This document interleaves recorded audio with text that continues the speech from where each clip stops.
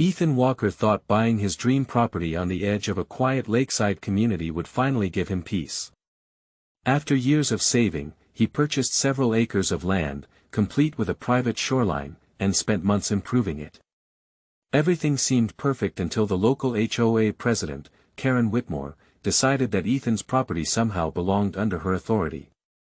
At first, the complaints were small and annoying. Then the fines started arriving. Karen insisted Ethan was violating HOA rules by storing equipment near the water, parking on his own land, and making unauthorized changes to property that had supposedly fallen under HOA jurisdiction. The problem was simple: Ethan had never joined the HOA. What started as an irritating dispute quickly spiraled into a costly legal battle. Karen seemed convinced she could bully Ethan into compliance, and the HOA backed her every step of the way. But there was one thing she never bothered to verify. The actual land records told a very different story. And when Ethan's lawyer finally opened those records, an unbelievable chain of events began that would turn the entire HOA upside down. Trust me, this is where things start getting wild. Ethan Walker had always been the kind of person who minded his own business. After spending nearly 15 years working long hours as a commercial electrician, he finally reached a point where he could afford the property he had dreamed about for years. The land sat just outside a lakeside residential development, offering privacy, open space, and direct shoreline access. One of the biggest reasons he bought it was because it was specifically advertised as being outside the boundaries of the neighboring Homeowners Association. Ethan had heard enough HOA horror stories to know he wanted absolutely nothing to do with one. For the first few months, life was exactly what he hoped it would be. He renovated an old storage building, improved a gravel access road, installed a small dock, and spent weekends fishing along the shoreline. His nearest neighbors waved when he drove by, and everything seemed peaceful. Then Karen Whitmore entered the picture. Karen was the HOA president of the adjacent community, and from the moment she noticed Ethan making improvements near the water, she became unusually interested in his property. At first, Ethan assumed she was simply curious. She frequently appeared near the property line, taking photos and writing notes on a clipboard. It seemed strange, but Ethan didn't think much of it. That changed when a letter arrived in his mailbox. The notice claimed that Ethan had violated several HOA regulations and owed a fine for unauthorized exterior modifications. The letter demanded payment within 30 days. Ethan laughed when he first read it. There had to be some mistake. He wasn't part of the HOA. The property deed clearly stated that. He called the number listed on the notice and explained the situation. A few days later, another letter arrived. This time the fine had doubled. Bro, hearing this just blew my mind. Most people would have checked their records and corrected the error. Karen did the exact opposite. Over the following weeks, the letters kept coming. Each one contained new violations. One accused Ethan of improper landscaping. Another claimed his utility trailer violated HOA parking restrictions. Then came citations regarding shoreline modifications, dock placement, and even the color of the storage building he had renovated. The total fines quickly climbed into the thousands. Ethan responded with copies of his deed and county property documents. He assumed that would settle everything. Instead, Karen sent a certified notice informing him that unpaid HOA violations could result in legal action and property liens. At that point, the situation stopped being funny. Ethan attended an HOA board meeting hoping to clear things up. He brought copies of every document he had. He expected a brief conversation followed by an apology. What he walked into felt more like a courtroom than a neighborhood meeting. Karen presented maps, highlighted documents, and a stack of alleged violations.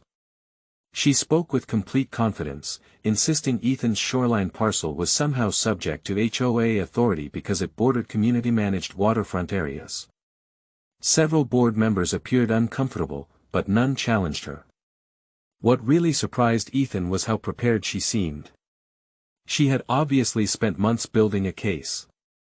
The problem was that her entire argument depended on one assumption, that the HOA actually controlled part of his land. Ethan left the meeting frustrated but still convinced the misunderstanding would eventually be corrected. Unfortunately, Karen wasn't finished. A month later, Ethan discovered that contractors hired by the HOA had entered a section of his shoreline property and placed boundary markers without permission. Soon afterward, he received another notice demanding compliance with HOA regulations and threatening additional penalties. This part was unbelievable. Karen had gone from sending letters to physically treating someone else's property as HOA territory. By the end of the summer, the accumulated fines exceeded $10,000. Worse, rumors began spreading through the neighboring community that Ethan was refusing to follow neighborhood rules.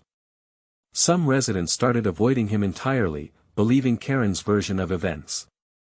What Ethan didn't know yet was that Karen had made a massive mistake months earlier.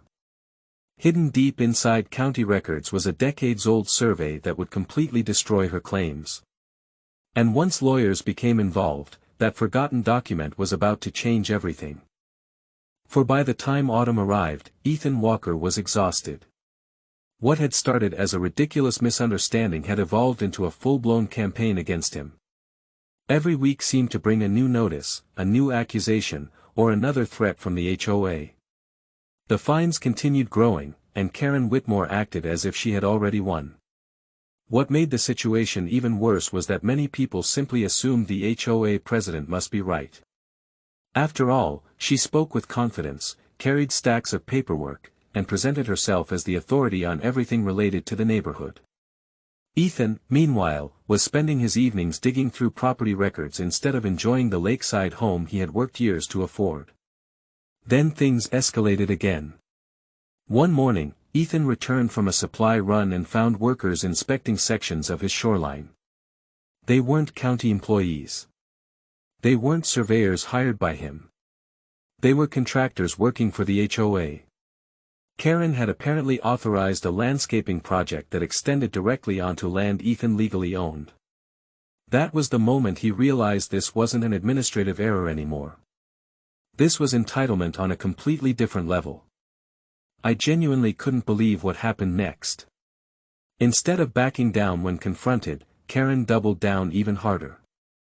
She began telling residents that Ethan's property records were incomplete and that the HOA would soon prove ownership rights over portions of the shoreline. Some homeowners believed her. Others started asking questions. The community slowly split into two camps. Meanwhile, Ethan received notice that the HOA's attorneys were preparing further action regarding his alleged violations. For the first time, he stopped trying to handle everything himself.